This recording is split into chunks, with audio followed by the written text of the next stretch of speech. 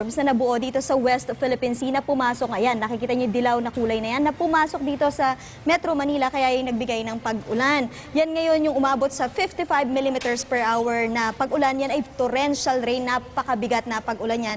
Naitala yan dito sa Quezon City. Pero ayon naman sa kanila, kapag nakalagpas na yung mga thunderstorms na yan at kung wala naman ng susunod na mabubuong thunderstorms, bababa na ulit sa 5 hanggang 15 millimeters per hour yung pag-ulan na dala nitong habagat na lamang. At ang good news kasi, kaya nasabi ng Pag-asa na medyo gaganda na yung ating panahon dahil sa paglayo ng Tropical Storm Haikui, naglandfall na rin yan dito sa China. Kaya naman lumihis na siya.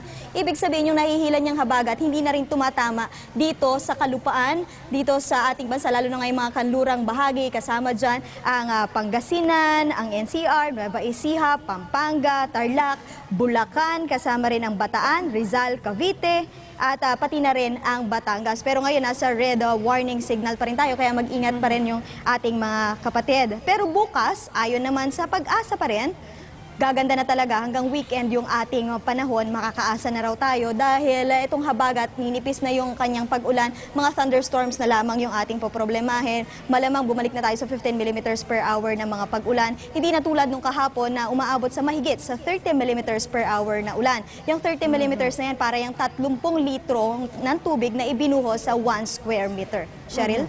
Franz, pakipakiliwanag mo nga rin sa amin, kung ikukumpara kasi sa Bagyong Ondoy, bakit napakalakas ng ulan na bumuhos kahapon, gayong isa lamang itong habagat? Yes, Cheryl, ngayong kasing buwan ng Agosto, kasama rin yung July, pati na rin itong September, yan yung peak ng habagat. Ibig sabihin, malakas yung kanyang ihip at yun nga, malalakas din syempre yung mga pag-ulan na dadalhin yan. Tapos, ito pa, na-enhance siya ng bagyo na nandito naman sa labas ng Philippine Area of Responsibility. Kaya lalong napalakas tong habagat na to at na-concentrate nga rito sa kanlurang bahagi ng bansa. Pero ngayon na medyo lumihis na nga itong Haikui, inaasahan natin na bahagya ng hihina yung habagat hanggang magre-recede na yan at halos makakaramdam na lamang tayo ng mga occasional rains. Pero naman yung nangyari sa Bagyong Ondoy noon, isa siyang tropical storm pero ayon sa Pag-asa, mahinang bagyo yan nang tumama dito sa Central Luzon. Yung kanyang eye wall, kung saan concentrated yung maraming ulan at hangin, ay tumama dito sa Metro Manila, humila rin yan ng habagat. So combination ng isang bagyo at ng habagat na nagpaulan, kaya naman nasa 56.83 millimeters per hour yung ulan niyan. 6 hours na solid, walang hinto, tuloy-tuloy yung mga pag-ulan na malalakas na bumagsak dito sa Metro Manila at nagpabaha. Ngayon, ang nangyayari dito sa habagat, yan naman ay tuloy-tuloy din yung mga pag-ulan. Pero makikita natin may mga breaks at may mga pagkakataon na mahihina. So nagkakaroon ng pagkakataon yung baha na mag-subside pa bago pa ulit dumating yung panibagong baha. Pero ang nangyari dito ngayon sa habagat, nasa 300, ito, unahin natin na August 6, nasa 323.4 millimeters yung ibinagsak na ulan. Noong August 7, nasa 363.7.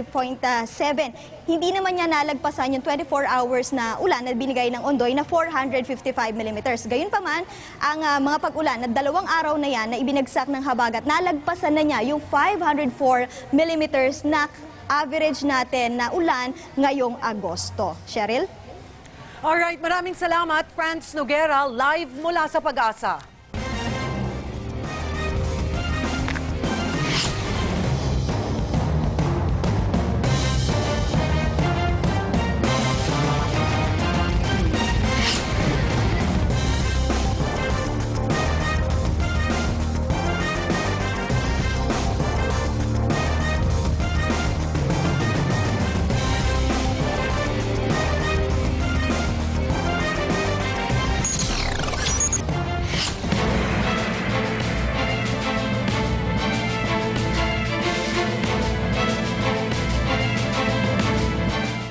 Kasabay ng pagbaba ng tubig ay ang paglabas naman ng mga katawan na nalunod sa baha. Pero may isang biktimang lumutang at mismong kaanak niya ang nagsasabing hindi siya namatay sa baha. Live mula sa Kamanava, si Ina Zara. Ina.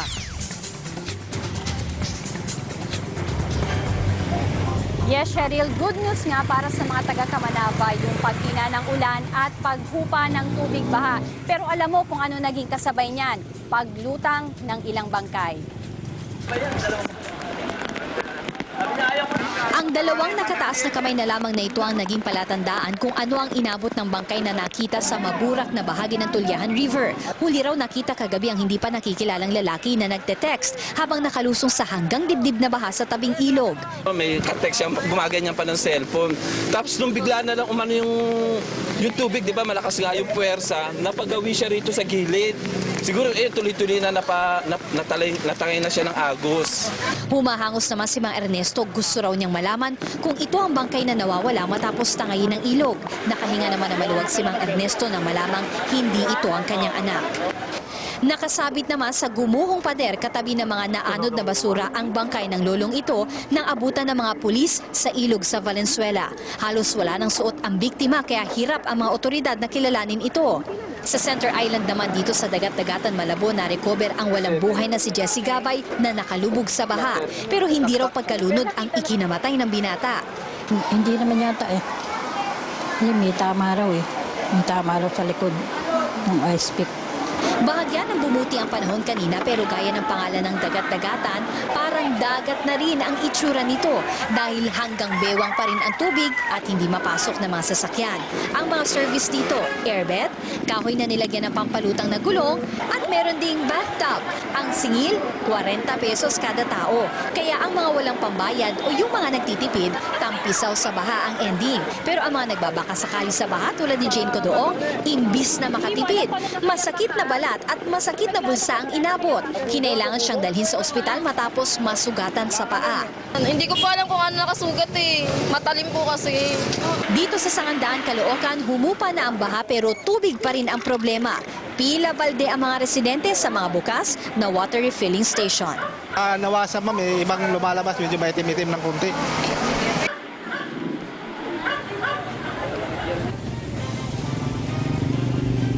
Cheryl, nandito nga tayo ngayon sa Tulyahan Bridge at from here makikita natin yung Tulyahan River. Ngayon hindi na umuulan dito sa Valenzuela pero kanina bandang alas 3 ng hapon bumuhos yung napakalakas na ulan at isa nga sa mga naging epekto niyan ay yung kapansin-pansin na mabilis na pagtaas ng Tulyahan River. Pero kung ikukumpara natin yung sitwasyon ngayon sa kahapon, malaking-malaki na yung ipinagbago dahil kahapon umabot ng lampas tao yung tubig dito nang umapaw nga itong Tulyahan River. Pero kagaya ng nakikita nyo ngayon, yung mga motorista malaya na silang nakakadaan dito kahit yung mga maliliit na sasakyan dahil nga sa paghupa ng baha. At dahil marami nga sa mga lugar sa Camanava area yung bumaba na yung tubig baha, partikular naman dyan sa Caloocan, marami po yung mga evacuees, yung mga pamilya na bumalik na sa kani-kanilang mga tahanan. Kaya ngayon ay nasa 6,417 na pamilya na lamang yung nananatili sa mga evacuation centers. Pagdating naman po sa class suspension, nagbigay na po ng abiso ang kanya-kanyang lokal na pamahalaan ng Camanava na bukas po, ulitin ko lang po, sa Caloocan, Malabo, Navotas at Valenzuela. Bukas po araw ng Huwebes, wala na pong pasok bukas sa lahat ng antas, sa lahat ng paaralan. Cheryl. Maraming salamat, Ina Zara, nagulat live mula sa Camanava.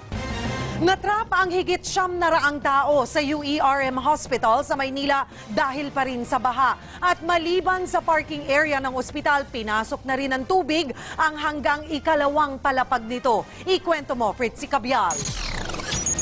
Kung hindi ka pamilyar sa lugar, aakalain mong ilog ang kahabaan ng Aurora Boulevard sa Santa Mesa, Manila dahil sa gadibdib na baha kagabi. Ang ospital ng University of the East Ramon Magsaysay, rubber boats na lang ang nakakapaglabas-masok. Sinamahan ng News 5 ang team ng Red Cross na tumawid sa baha, dala ang mga pagkain at mga galon ng gasolina. Yung fuel generator nila ay up to 12 o'clock midnight lang. That's why they ask for help para makapag-ferry ng gasoline, ng diesel fuel para makasustain sila ng kanilang operations.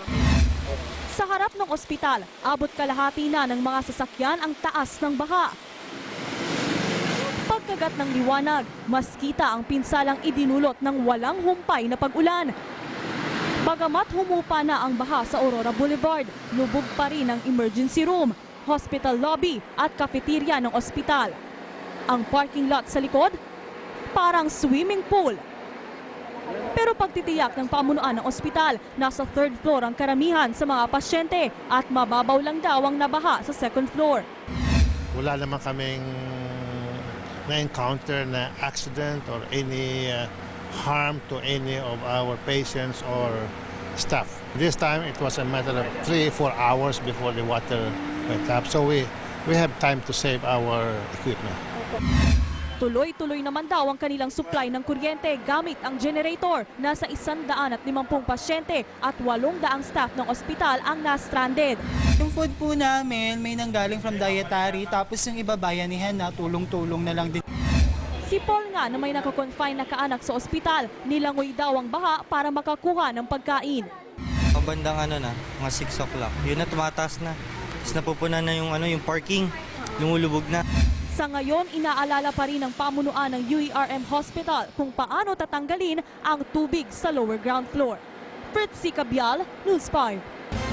Nag-ikot naman ngayong araw si Pangulong Aquino sa mga lugar na matinding sinalanta ng ulan at baha. Para sa update, nasa linya ng telepono si Royces Nagit. Royces. Yes, Cheryl, kung dati nga inaabot ng 1 linggo bago iniikot ni Pinoy ang mga apektado ng kalamidad, ngayon tila natututo na ang Pangulo at agad binisita ang ilang naapektuhan ng pagbaha. Sa Barangay Tunasan sa Muntinlupa ang unang destinasyon ng Pangulo, pero kinailangan pang isakay ng truck ang grupo ni Pinoy para tawirin ang hanggang hitang baha sa makikipot na mga kalsada. Bitbit pa ni Pinoy ang kapatid niyang si Chris. Kaya naman sa kabila ng perwisyong inabot sa baha, nagpilian pa ang mga residenteng nadadaanan nila. Bukod sa kanyang gabinete, kasama rin ni Pinoy ang ilang manok niya sa 2013 elections. Joel Villanueva, halos 4,000 nagsilikas ang nagsisiksikan ngayon sa Tunasan Elementary School. Pero masigla at panay pa ang hiyawan nilang makita ang grupo ng Pangulo. Binigyan sila ng Pangulo ng food packs at gamit gaya ng kumot at banig. Humingi naman siya ng pasensya sa mga residente at tiniyak na inaaksyonan ng gobyerno ang problema sa baha. 15 minuto lang ang itinagal ng Pangulo sa Tunasan para naman daw sana mabisita ang iba pang sinalanta ng baha.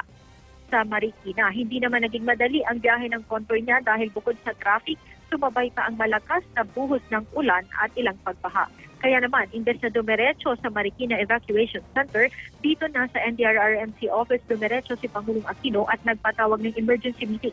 Ito'y matapos ng makaranas siya mismo ng hagupit ng malakas na ulan na halos ng zero visibility na, matinding traffic at baha sa kalsada mula sa kanyang biyahe sa Muntinlupa o galing ng Muntinlupa. Tinanong ng Pangulo ang Pag-asa kung ano ang dahilan ng malakas na pag-ulan. Paliwanag ng Pag-asa sa kanya, thunderstorms daw ang nagdadala ng ulan na ito. Uminit naman ang ulo ng Pangulo sa isang weather forecaster na ng Pag-asa dahil sa walang kasiguruhang sagot daw nito sa mga tanong niya, partikular